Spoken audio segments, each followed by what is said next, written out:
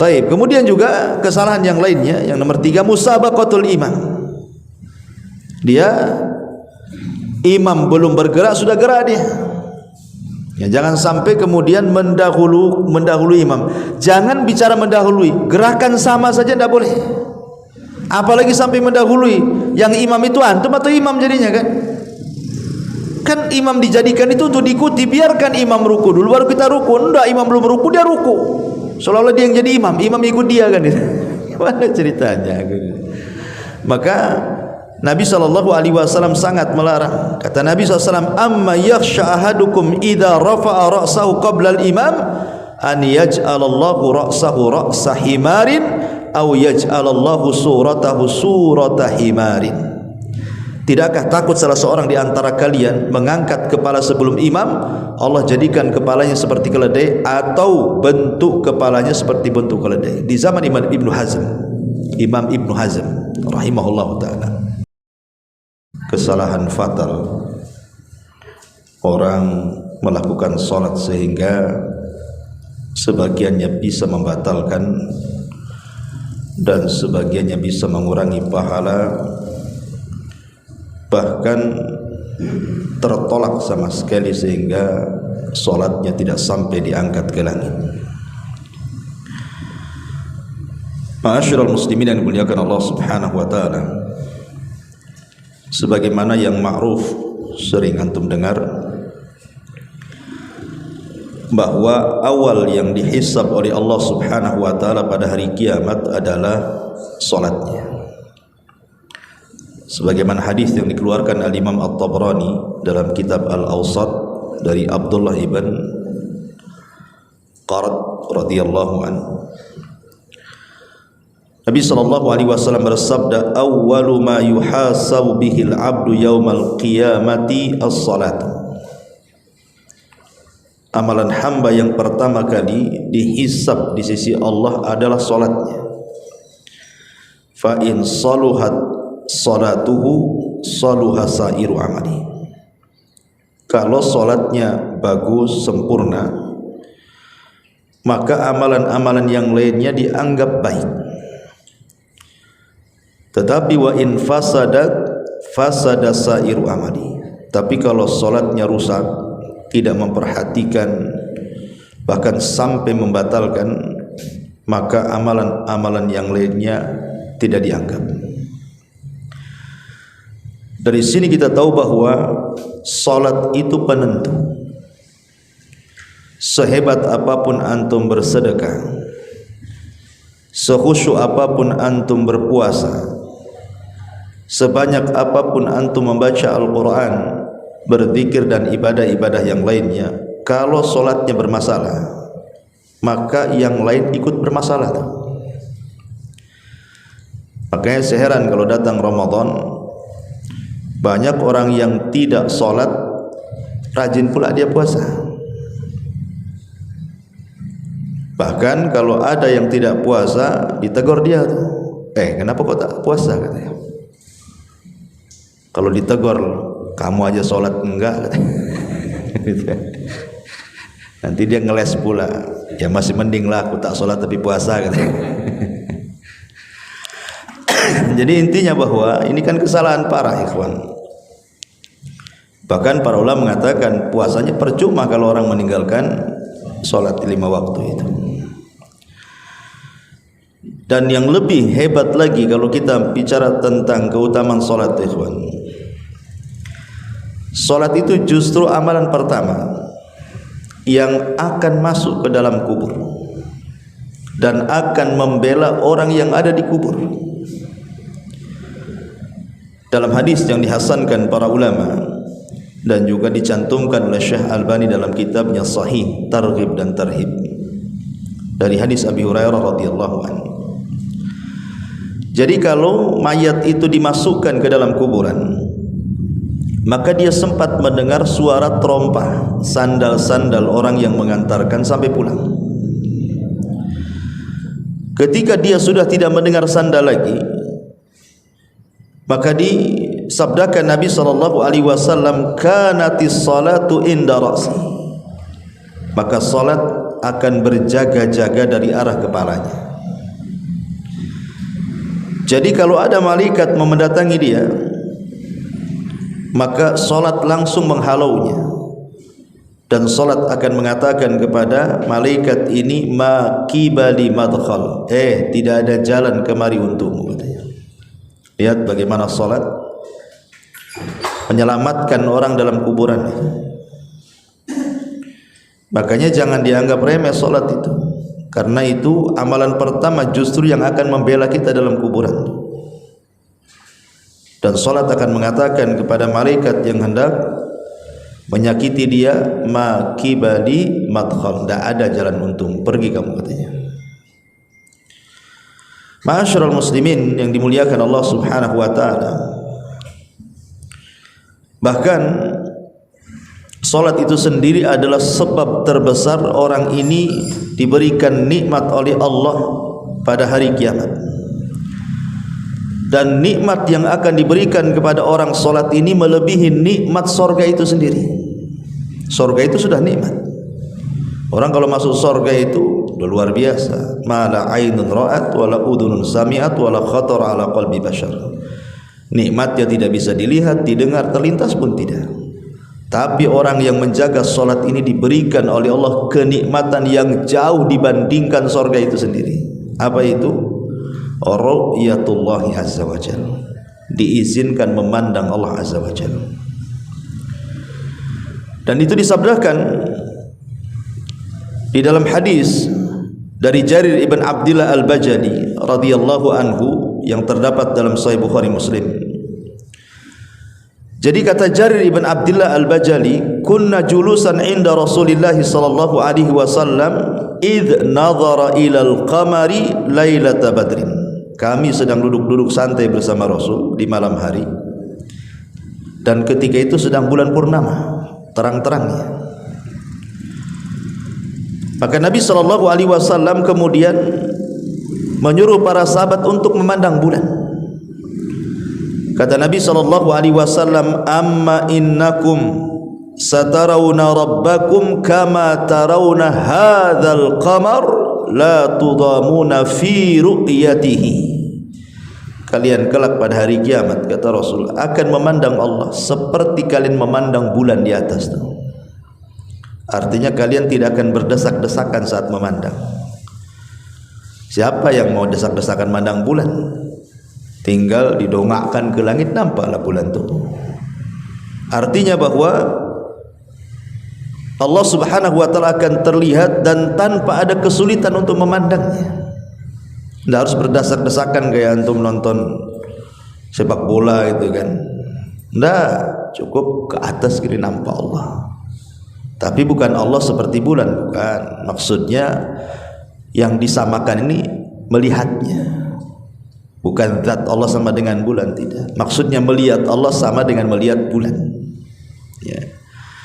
Kemudian kata Nabi sallallahu alaihi wasallam, fa in istata'tum alla tughlabu an salati qabla tulu'i syamsi wa qabla ghurubiha faf'alu, kata Rasul. Maka jika kalian sanggup untuk tidak terkalahkan di dalam menjaga salat sebelum terbit matahari alias salat subuh, wa qabla ghurubiha, dan sebelum terbenam matahari alias salat asar, faf'alu, maka lakukanlah. Dengan itu kalian bisa memandang Rabb kalian. Jadi dari sini kata para ulama ketika memberikan catatan kepada hadis ini, lihat bagaimana salat itu adalah sebab terbesar kita mendapatkan nikmat ru'yatullahi azza wa jalla, bisa memandang Allah. Terutama orang yang menjaga dua salat subuh dan asar. Jadi semakin kita banyak melakukan salat ditambah dengan yang sunnah-sunnah, maka semakin banyak pula kemudian kita akan memandang wajah Rabb kita. Bahkan ulama mengatakan kalau orang memperbanyak salat baik yang wajib ataupun yang sunnah, secara otomatis dia akan banyak berdiri. Ketika orang banyak berdiri di dunia, maka dia akan sedikit berdiri di padang mahsyar. Karena dia sudah sepanjang hidupnya berdiri terus untuk Allah. Tidak mungkin suruh berdiri lagi di padang mahsyar dengan waktu yang lama. Maka dia tidak akan lama-lama berdirinya di padang mahsyar itu. karena dia sudah terlampau lama berdiri untuk Allah ketika di dunia. Lihat bagaimana keagungan salat. Dan nikmat memandang Allah juga bagi orang-orang yang menjaga salatnya itu disebutkan di dalam surah Al-Qiyamah. Antum bisa baca pada ayat 22 sampai 32. Ketika Allah Subhanahu wa taala menceritakan tentang kenikmatan penduduk sorga dan kenikmatan dan azab penduduk neraka, Allah katakan wujuhu yawma idzin nadhirah. Wajah-wajah orang-orang yang beriman pada hari itu berseri-seri. Kenapa? Ila rabbiha nadhirah, karena mereka mampu memandang Allah. Tapi di sisi lain Allah mengatakan wa wujuhu yawma idzin basirah, tapi wajah orang-orang kafir itu mereka bermuka suram. Kenapa? Tadhunnu an yuf'ala biha faqirah. Mereka yakin bahwa akan ditimpakan kepada mereka malapetaka yang besar. Kemudian Allah mengatakan kalla idza balagatit taraq wa qila man raq wa dhanna annahu al-firaq wal tafatis saqu bis-saq ila rabbika yauma idzinil masaq. Di sini syahidnya fala saddaqa wala shalla walakin kadzdzaba wa tawalla. Sekali-kali jangan seperti itu. Apabila nafas telah mendesak sampai di kerongkongan, dikatakan kepadanya siapakah yang dapat meruqyah mengembalikan ruh ke dalam jasadnya, dan dia yakin bahwa sesungguhnya itulah waktu perpisahan dia dengan dunia, sehingga bertautlah betis kiri dan betis kanan kepada Rabb-Nya lah pada hari itu kamu akan dihalau. Kenapa demikian? Karena fala saddaqa wala shalla, dia tidak pernah membenarkan Allah dan Rasulnya, dan dia tidak pernah solat. Macam mana orang yang tidak pernah solat akan memandang Rabbnya? Maka mafhumnya adalah orang yang senantiasa menjaga solat, itulah yang Allah katakan wujuhu yawma idzin nadhira ila rabbiha nadhira. Wajah-wajah orang yang beriman pada hari itu berseri-seri karena mereka memandang Rabb mereka. Lihat bagaimana orang menjaga solat itu diberikan nikmat yang luar biasa melebihi nikmat surga itu sendiri, memandang wajah Allah Subhanahu wa taala. Karena di dunia saja ikhwan, ketika antum salat kemudian antum saat ruku atau saat sujud, disitulah kesalahan kita itu sebenarnya jatuh. Makanya perhatikan antum kalau salat itu ruku dan sujud tuh, karena di situ letak kesalahan kita itu digugurkan. Karena di zaman Abdullah ibn Umar ini melihat ada laki-laki ini ketika solat berdirinya lama sekali. Tapi ketika ruku sujud cepat, ngebut. Apa kata Ibnu Umar?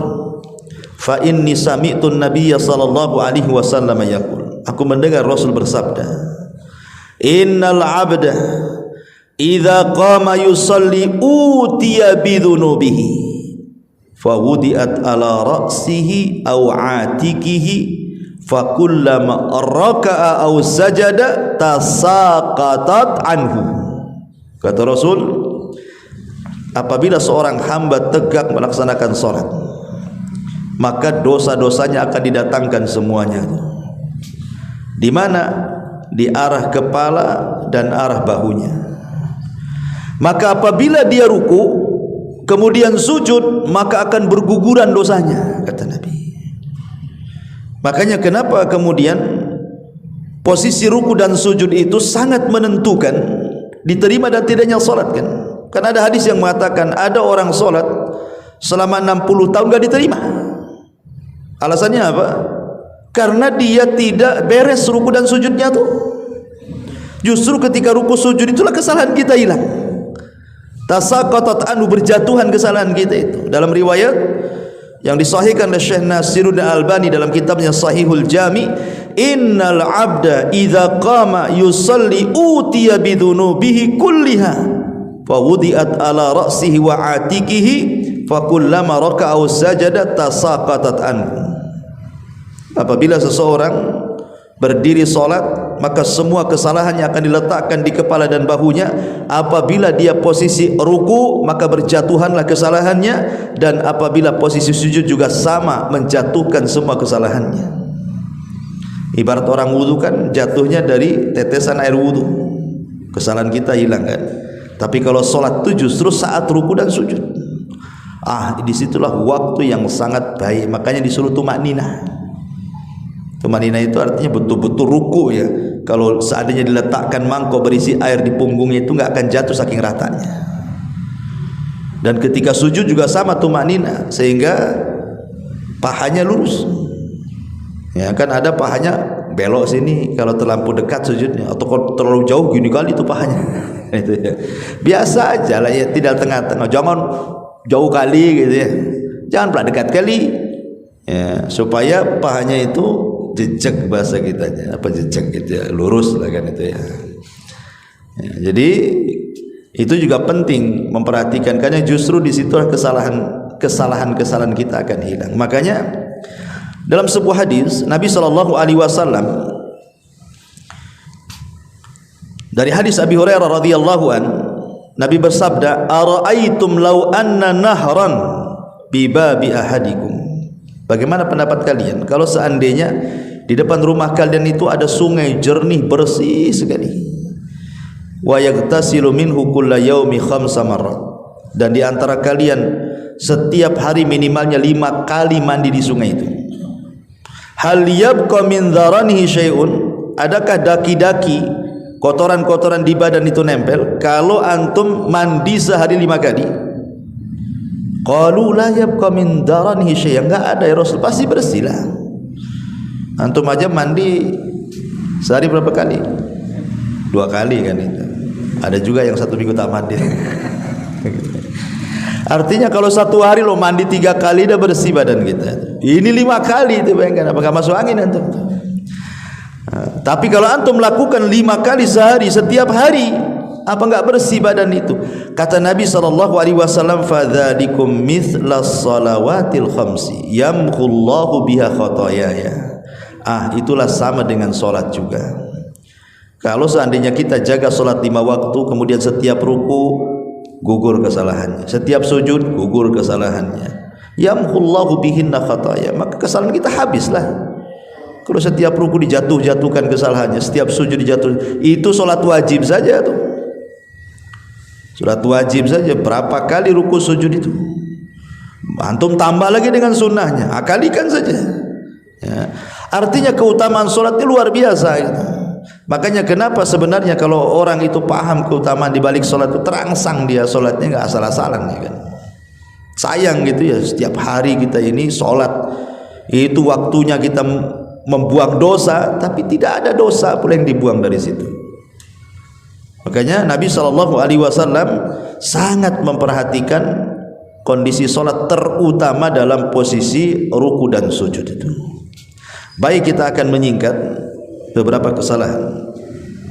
Singkat aja ya kalau kita jelasin. Ada kitab bagus namanya Akhtaul Musallin, karya masyhur Hasan Salman, salah seorang murid dari Syekh Albani, itu bagus sekali ya, banyak tuh. Tapi saya tidak mungkin mengemukakan semuanya karena waktu juga. Kita akan sesingkat-singkatnya saja. Kita mulai dari wudu dulu ya, karena solat itu tidak sah kecuali dengan wudu. Pertama, terkadang orang ketika wudu lupa membaca basmalah ya. Memang pendapat yang sahih, orang yang lupa membaca basmalah itu sah wudunya. Tapi ada juga yang mengatakan harus diulang wudunya kalau dia lupa baca basmalah. Ini terjadi khilaf ulama, walaupun yang rajih sah wudunya ya. Tetapi kan kalau sudah ada khilaf ulama seperti ini kan kita tidak tahu mana dikhawatirkan yang kuat yang batal, ataupun mungkin yang kuat yang tidak batal. Kita tidak tahu. Kalau sudah khilaf ini, masalahnya repot. Makanya biar keluar dari khilaf ulama, baca saja ya, baca saja. Dan kalau ingat tidak ingat di awal, baru ingat kemudian di pertengahan, ya nggak apa-apa kata ulama. Kita baca basmalah di pertengahan wudu. Ini yang pertama. Yang kedua, dalam gerakan, ada gerakan-gerakan itu yang dalam sifat solat wudu Nabi tidak disyariatkan diulang. Seperti umpamanya mengusap kepala, itu kan tidak disyariatkan diulang, cuma 1 kali saja ya. Artinya ketika tidak disyariatkan diulang dan Nabi SAW hanya mengusap satu kali, jangan kemudian kita membuat syariat yang tidak diajarkan Nabi. Kalau yang lain bolehlah sekali basuhan atau 2 kali basuhan atau 3 kali basuhan yang paling banyak, tidak boleh lebih juga ya, karena Nabi SAW mengatakan dalam sebuah hadis bahwa siapa yang menambah faman zada ala hadza au naqasa faqad asaa wa zalama. Siapa yang mengurang-urang atau menambah dari bilangan yang sudah ditentukan Nabi, maka dia telah salah wudunya dan telah melakukan kezaliman. Yang wajib itu 1 kali basuhan, yang 2 dan 3 itu sunnah hukumnya. Tetapi kalau memang Nabi SAW tidak mengajarkan kecuali 1 basuhan saja di kepala, ya sudah itu sajalah. Ngapain pula kemudian kita tambah? Ini kesalahan berwudu juga. Karena itu bisa menyelisih sunnah. Kalau sudah menyelisih sunnah kan mengurangi pahala jadi. Ya.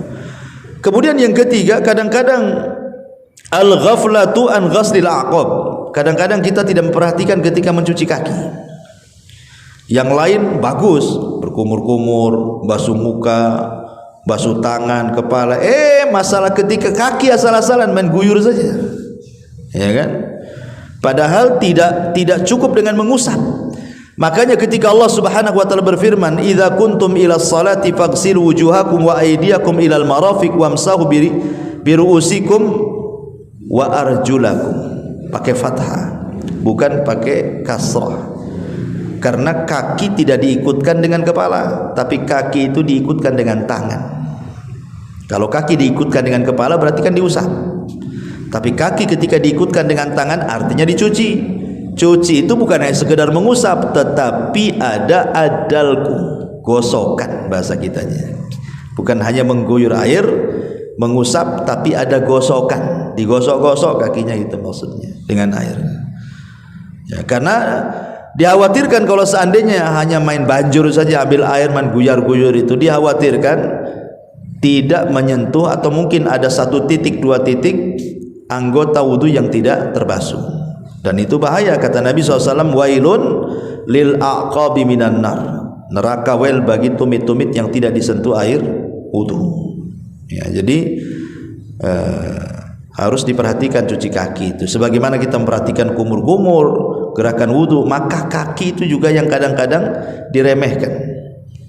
Diusap saja, kata para ulama, bermasalah, kecuali digosokan. Ini tidak diusap, main banjur saja. Kan itu ya.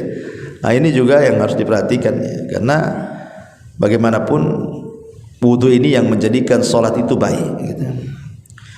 Nah, kemudian juga yang keempat, ada mutakhlilil asabi, bukan hanya menggosok-gosok ketika mencuci tangan ataupun kaki, tetapi juga harus menyela-nyela. Kan dalam tangan itu kan ada ini daerah-daerah yang harus dijangkau dengan selaan gini kan. Nah seperti begitu juga kaki itu. Kalau tangan mungkin masih lah gini-gini, kadang-kadang kaki tidak. Nah itu loh, menyela-nyela juga bagian daripada sunnah.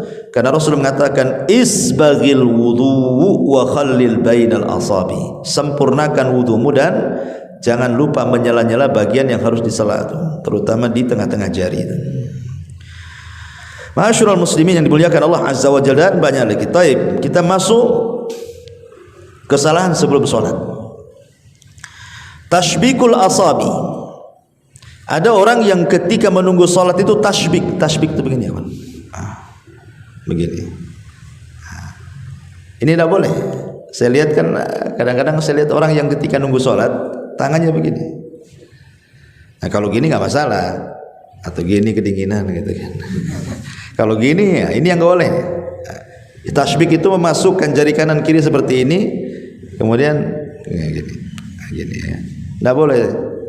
Karena ada hadis Nabi SAW, idza tawadda ahadukum fi baitihi thumma atal masjid, apabila salah seorang dari antara kalian berwudu kemudian mendatangi masjid, kana fi salatin hatta yarji, maka dia dianggap di dalam salat sampai dia kembali. Kemudian kata Rasul, fala yakul hakadha wasabbaka baina asabi. Kata Rasulullah, jangan kalian lakukan seperti ini. Kemudian beliau sabbak, ya, menyatukan jari kiri kanan dan memasukkannya. Jangan seperti ini, tak boleh seperti ini. Maksudnya dalam posisi menunggu sholat, ya, dalam posisi menunggu sholat saja.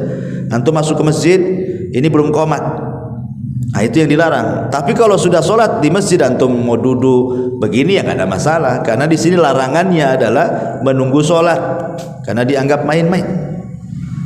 Ya, ini kesalahan juga sebelum sholat. Ini yang pertama. Yang kedua, al-israfil khuta ilal masjid, buru-buru, ya, kayak mau dikejar-kejar apa gitu kan. Apalagi kalau sudah imam Allahu Akbar ruku, wah itu langsung takut gak dapat ruku, karena dapat ruku dapat 1 rakaat masalahnya kan. Ya, kadang-kadang wudunya asal-asalan kan, karena buru-buru wudunya tuh, karena ingin mengejar ruku. Nggak perlu, ngapain pula. Kata Nabi SAW, fama adraktum fasallu wa ma fatakum fatimmu. Kalau kalian mendapatkan sempurna, alhamdulillah. Kalau kurang ya tinggal ditambah saja kok. Kenapa kemudian sibuk ngejar-ngejar?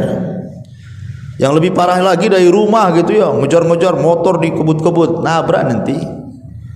Ataupun lari-lari ngos-ngosan, nggak khusyuk nanti bacaannya itu, karena dia harus ngatur nafas masalahnya.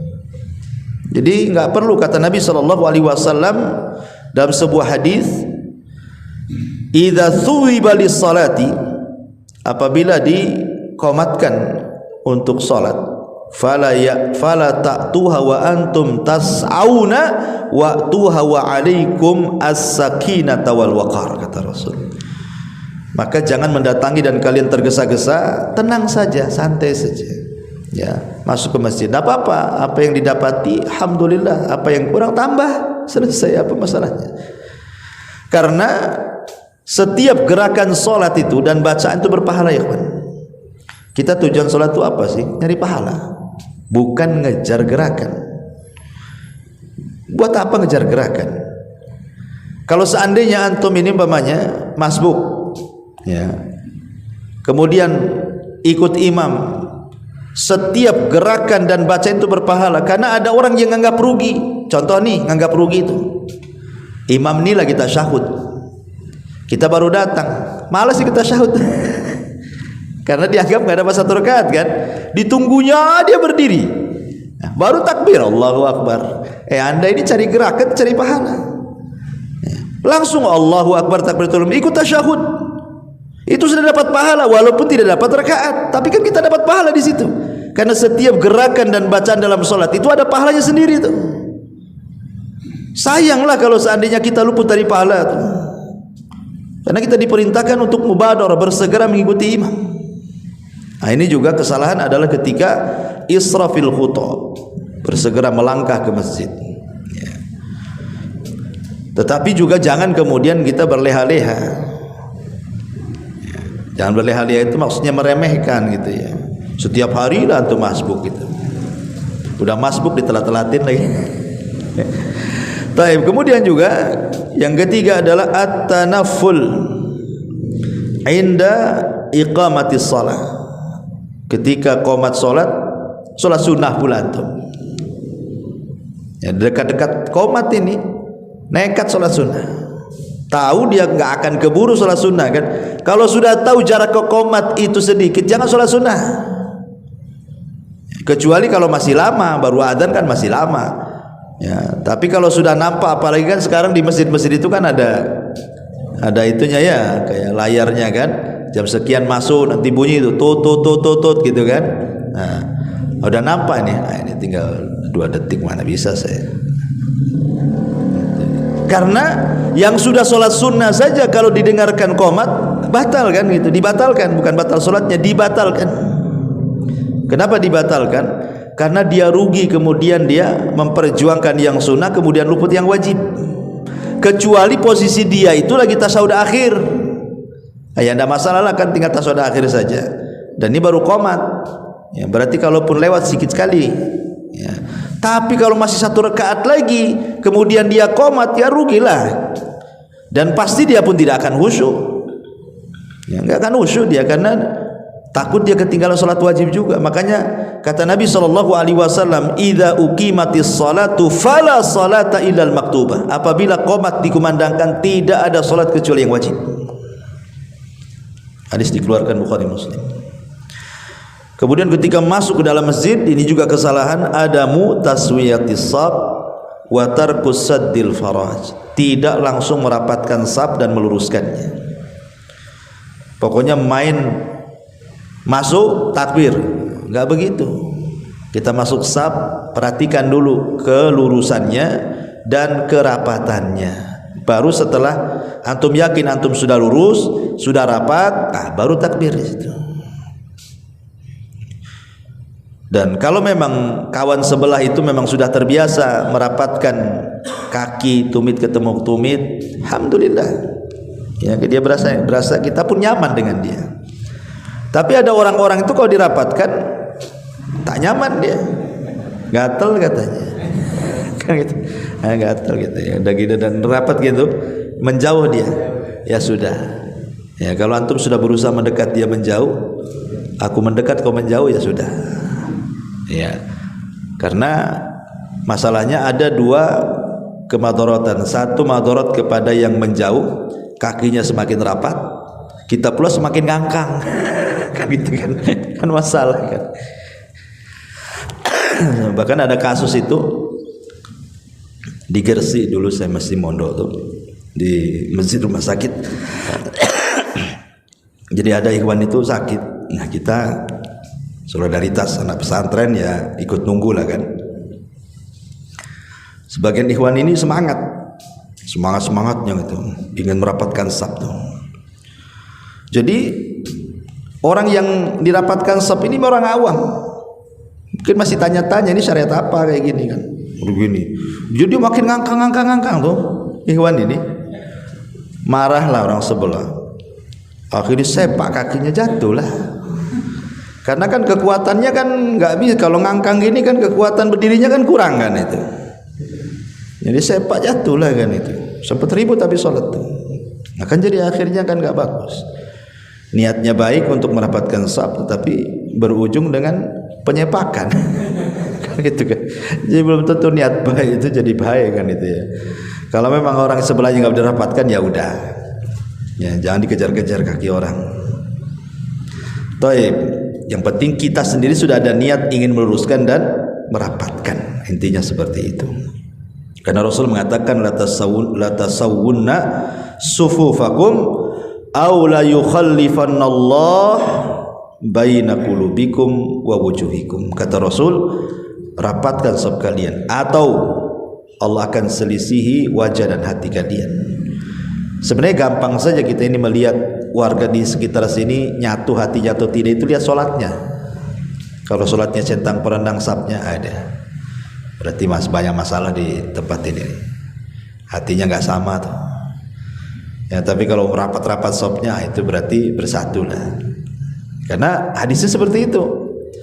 Rapatkan saf kalian atau Allah buat hati kalian bermasalah satu dengan yang lainnya.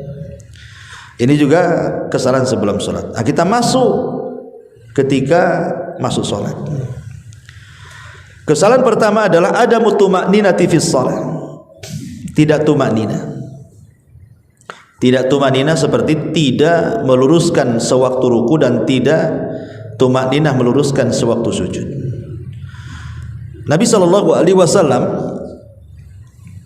beliau bersabda kepada orang yang tidak tumanina ketika ruku dan sujudnya, kata Rasul, irji fasalli fa innaka lam tusalli.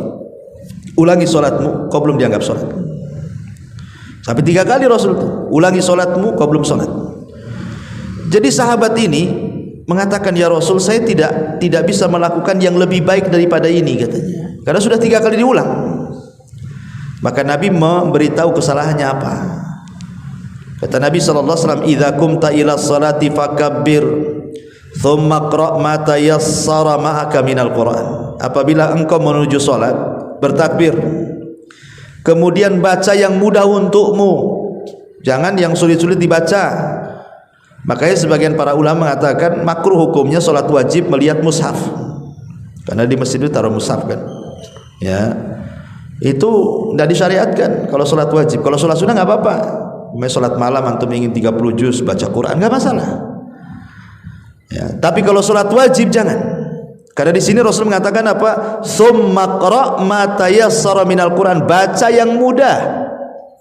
Kalau Al-Baqarah tidak hafal, Al-Fil. Ya. Kalau surah sapi betina tak hafal, surah gajah aja lah. Kan Al-Baqarah panjang, Al-Fil kan cuma sejengkal aja. Ya. Ya, karena kita disuruh yang mudah saja, jangan takalluf. Kita sedang sholat wajib masalahnya. Kalau sholat sunnah nggak apa-apa, pegang Quran duduk aja boleh kita sholat sunnah itu. Kalau sholat wajib kalau bisa jangan takalluf, jangan membebani diri. Tsummarka hatta tatma'inna rakian. Kemudian ruku sampai tumakninah rukunya. Tsummarfa hatta ta'tadila qa'iman. Kemudian beritidallah sampai betul-betul sempurna berdirinya. Tsummasjud hatta tatma'inna sajidan. Kemudian sujud sampai tumakninah dalam sujudnya. Tsummarfa hatta tatma'inna jalisan. Kemudian duduklah di antara dua sujud sampai kau tumakninah. Tsummasjud, kemudian sujud kembali hatta tatma'inna sajidan. Tsummaf'al dzalika fi shalatika kulliha. Kemudian sujud sampai tumakninah, lakukan seperti itu dalam semua salatmu. Artinya jangan meremehkan soal tumakninah dalam salat. Karena tadi sewaktu kita ruku disitulah letak kesalahan kita gugur. Sewaktu kita sujud disitulah letak kesalahan kita gugur. Maka kalau bisa rukunya tumakninah agak panjang, jangan cepat-cepat kan itu. Kemudian sujudnya juga sama. Makanya saya nggak kebayang tuh orang yang taraweh 7 menit ya, 7 menit 23 rakaat kan. Cemana dia akan tumakninah? Nggak bisa. Oh, dolin katanya. Kok langsung dolinnya saja kan? Kapan mulainya itu? Alhamdulillahnya kok langsung dolin. Ya. Jadi kadang-kadang seperti itu. Jadi nggak boleh dalam Islam itu terlalu cepat seperti itu. Karena dipastikan tidak tumakninah. Dipastikan tidak tumakninah. Karena saya lihat video itu orang nih ruku ya, belum betul-betul ruku tuh, karena terlalu cepat. Jadi modelnya gini, nggak lurus begini, baru begini, udah bangkit lagi. Ya. Dari segi gerakan tumakninahnya saja bermasalah, gimana dengan bacaannya coba? Ya, makanya yang seperti ini, kalau antum melihat imam seperti ini, mufaraqah saja, keluar, baguslah sendiri.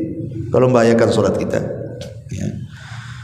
Ini juga yang pertama. Yang kedua, al-julus ma'al qudrati 'alal qiyam. Berdiri, duduk padahal dia sanggup berdiri.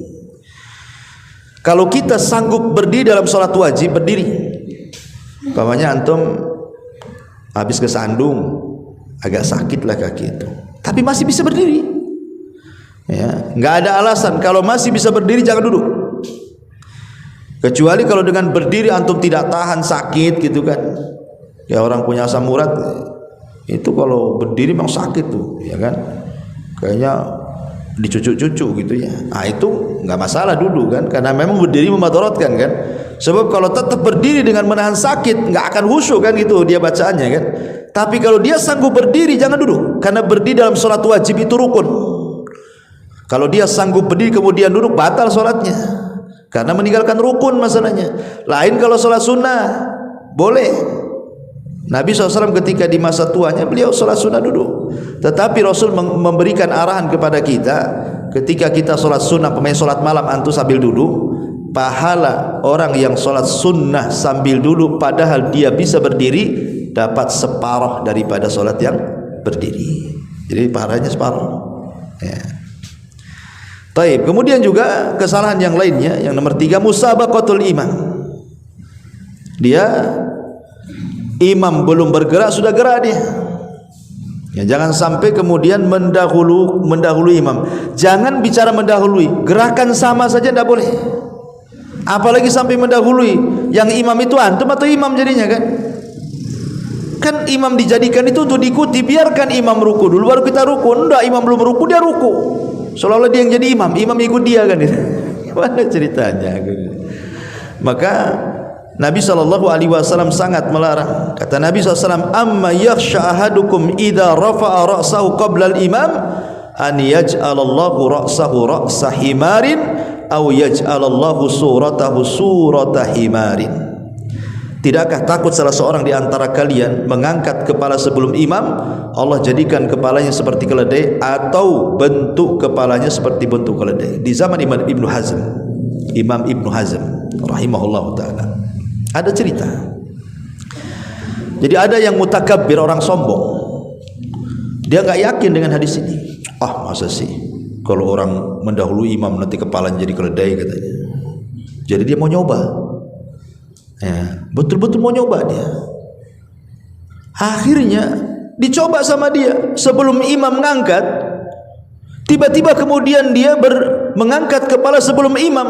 Subhanallah, Allah berikan keajaiban, langsung Allah adab seketika, kes kepalanya jadi keledai. Itu di zaman Imam Ibnu Hazm. Imam Ibnu Hazm itu imam dari Cordova sana, Maroko, ya, Andalus zaman dulu. Kitabnya namanya Muhalla, yang kata Ibnu Taimiyah tidak lengkap kalau perpustakaan tidak ada kitabnya Imam Ibnu Hazm. Nah di zaman Ibnu Hazm itu peristiwanya nih. Dari sini berarti betullah apa yang disabdakan Nabi SAW bahwa di antara umat ini, maksudnya umat Islam di akhir zaman itu akan terjadi apa? Khasfun wa qadfun wa maskhun, kata Rasul. Akan terjadi kepada umat akhir zaman itu khasfun. Khasfun itu kalau dilihat ke langit gerhana, tapi kalau lihat ke bumi berarti gempa. Berarti akan banyak gempa, kata Rasul, dan banyak gerhana. Memang gerhana tiap tahun. Di zaman dulu gerhana jarang-jarang, tiap tahun ada gerhana. Gempa pun hampir ada di mana-mana. Barusan gempa di Maroko kan.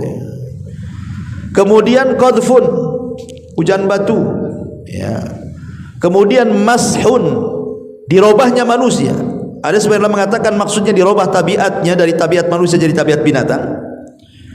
Makanya banyak orang-orang itu kelakuannya kayak binatang tuh, bukan kayak manusia. Kadang-kadang binatangnya nggak melakukannya, dia pula melakukan. Seperti siapa? Orang LGBT itu, binatangnya nggak melakukan, dia aja melakukan. Kemudian ada juga yang mentafsirkan ala zahiriha, artinya dimaknai secara zahirnya. Maksudnya Allah merubah jasad manusia seperti jasad hewan, seperti kasusnya di zaman Imam Ibnu Hazm ini kan. Dia nyoba-nyoba, mana ada kalau saya mendahului imam kepala saya jadi keledai. Betul jadi keledai. Nah, itulah makanya bagaimana Allah Subhanahu wa taala murka kepada orang yang menyelisih sunnah Nabi. Kemudian juga di antara kesalahan selanjutnya adalah adamul mubadarati ila dukhuli fi sholati hala sujudil imam. Tidak mau bersegera, imam lagi sujud, nunggu dulu dia. Imam lagi tasyahud, nunggu dulu. Pokoknya dia maunya ketika imam berdiri baru ikut dia. Kalau selain posisi berdiri atau rukuk nggak mau ikut dia. Nah, ini juga kesalahan. Karena imam dijadikan untuk diikuti, sudah saya jelaskan tadi. Bahkan ada hadis Nabi mengatakan, idza ji'tum ila sholati wa nahnu sujudun fasjudu wala ta'udduha syai'an. Apa kata Rasul? Kalau datang kalian dan kami sedang sujud, bersegera ikut gerakan, kata Rasul. Hadis dikeluarkan Nabi Daud. Kemudian juga kesalahan berikutnya, tarku raf'il yadaini fi mawadi'ir raf'i. Tidak mengangkat tangan di waktu-waktu ketika mengangkat tangan. Kapan mengangkat tangan? 4 tempat. 1, taat takbiratul ihram, Allahu akbar. Ngangkat tangan itu bukan takbiratul ihram. Takbiratul itu ucapan Allahu akbar, itu takbiratul ihram. Ya, kalau ngangkat tangan ya ngangkat tangan. Ya, ini 1. Ya. Kemudian yang kedua, indar ruku, ketika hendak ruku, ngangkat lagi Allahu akbar ruku. Ya, ini kedua. Kemudian yang ketiga, indar raf'i minhu, ketika bangkit dari ruku, angkat tangan lagi Allahu akbar. Ya. Kemudian yang terakhir, wa indar raf'i minat tasyahhudil awal, dan ketika bangkit dari tasyahud awal, Allahu akbar. Berarti angkat tangan 4 tempat nih. Ya, takbiratul ihram Allahu akbar, saat ruku Allahu akbar, bangkit dari ruku Allahu akbar, kemudian setelah tasyahud awal bangkit ke rakaat berikutnya, angkat tangan lagi. Ya. Saya lihat ada orang yang Setiap gerakan ngangkat tangan dia. Tapi ada juga yang setiap gerakan tidak ada ngangkat tangan juga, takbiratul ihram saja. Ada yang terlalu ekstrim, ngangkat tangan semua. Ada yang tak ngangkat tangan sama sekali kecuali takbiratul ihram. Nah, ini juga kan kesalahan gitu ya, karena menyelisih sunnah. Memang tidak membatalkan salat kecuali takbiratul ihram kan itu ya. Nah, tapi kan mengurangi pahala, karena bagaimanapun melaksanakan sunnah itu penting dalam salat kan. Kemudian juga kesalahan yang lain adalah adamus sujud alal a'dha'i sab'ah. Dia tidak sujud di atas 7 anggota sujud. 7 anggota sujud itu maksudnya 2 telapak tangan, 2 sudah dihitung 2, 1 2 kan itu. Kemudian 2 lutut berarti 4. Kemudian 2 ujung jari-jari kaki berarti 6 ya. Kemudian dahi dan hidung 7. Ini harus nempel di bumi ini. Saya lihat pernah ada orang sujud kakinya ngangkat ke atas. Pernah tuh lihat orang lihat sujud kakinya ngangkat tuh. Nah, kakinya nancep. Atau hanya dahinya, hidungnya nggak kena. Nah, makanya dahi dengan hidung itu satu paket itu. Kalau sampai ada di 7 anggota sujud tidak nempel di bumi, tidak sah sujudnya. Karena Nabi SAW yang mengatakan dalam sebuah hadis, ya, idza sajada amkana anfahu wa jabhatahu, apabila kalian sujud benamkan hidung dan dahimu, ya. Wa nahayadaihi an jambaihi, jauhkan lambung dari sikut. Jangan gini, enggak ada perbedaan sujud laki-laki dan perempuan itu. Karena ada yang bertanya, Ustaz, katanya kalau perempuan itu dirapatkan, kalau laki-laki dilenggangkan. Enggak ada, sama semuanya. Bahkan kalau anak-anak kambing masuk dia. Tapi kalau antum sholat jamaah rapat sapnya ya jangan dibentang-bentang gini ya, kayak kasihan orang sebelah kan itu. Kalau sholat sunnah, karena posisi kalau lagi rapat gitu kan agak sulit ya, gimana lagi kan gitu ya. Tapi kalau sedang sholat sunnah sendirian kan bisa untuk melakukan ini ya. Kemudian kata Nabi SAW, wa wada'a kaffaihi hadwal mankibaihi, kemudian meletakkan kedua telapak tangan sejajar dengan bahu saat sujud. Wa kana yumakkinu rukbataihi, dan menancapkan kedua lututnya, wa atraf qadamaihi, dan ujung-ujung telapak kakinya. Berarti 2 ujung telapak kaki, 2 lutut, 2 telapak tangan, dahi dan hidung, itulah disebut dengan arkan sujud ya, rukun-rukun sujud di situ. Nah, taib. Kemudian kesalahan berikutnya adalah ketika sholat dia mengangkat suara saat berzikir ya, sebelahnya keganggu. Karena ada orang yang dia saking khusyuknya dia nggak sadar waswes-waswesnya itu sampai mempengaruhi sebelah kanan sebelah kiri itu. Tidak boleh ganggu orang sebelah kanan kiri. Kenapa? Karena Rasul yang mengatakan ayyuhan nas inni imamukum, wahai ala inna kullukum afan. Hadis ini dikeluarkan Imam Abu Dawud. Ala wa inna kullukum munaji rabbahu, ingatlah kalian itu sedang bermunajat kepada Allah. Fala yu'dhiyanna ba'dukum ba'dha, jangan menyakiti sebagian kalian dengan sebagian yang lainnya. Wala yarfa ba'dukum ala ba'din fil qira'ah, jangan kencang-kencang kalian ketika membaca bacaan dalam salat. Nanti keganggu orang sebelahnya enggak khusyuk. Lebih parah lagi loh, was-was enggak sikat gigi lagi kan.